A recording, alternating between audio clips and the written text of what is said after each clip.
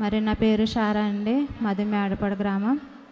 మరి ఇక్కడ ప్రార్థన జరిగినప్పుడు కూడా మాకు అనేక మంది చెప్పినా సరే నేను వచ్చేదాన్ని కాదండి.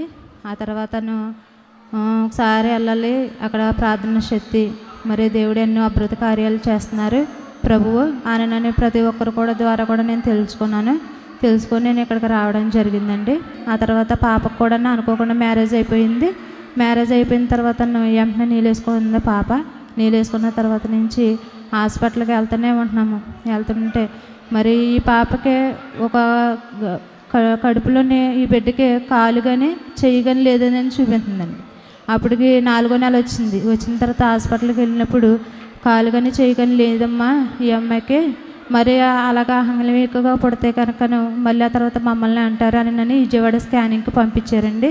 పంపించిన తర్వాత నా బిడ్డగా అయితే మా పాపకి చాలాసార్లు స్కానింగ్ అక్కడే 10 సార్లు తీసారు. స్కానింగ్ తీసిన తర్వాత ఇంటికి వచ్చేసామండి. ఇంటికి వచ్చేసిన తర్వాత మళ్ళీ ఆ నెలలో నేను ఇక్కడికి ప్రార్థనకు వచ్చిన తర్వాత ప్రభువా మా పాపకే మరి నీళ్ళేసుకుంది, ఇప్పుడు 6వ నెల వచ్చేసింది.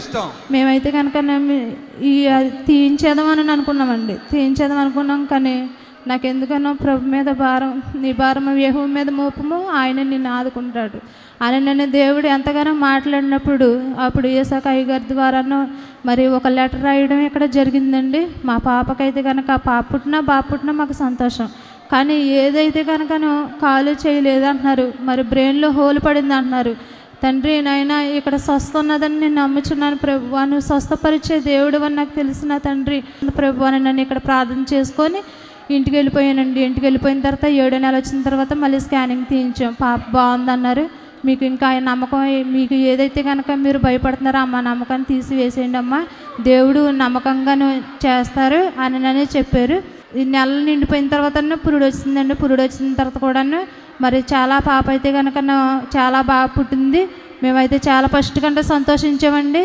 పాపకే మరి బ్రెయిన్లో కానీ మరి కాలు చేయి కానీ ఏ తేడా లేదు. నా యేసయ్యకే మహిమ కలుగును గాక. ఆమేన్.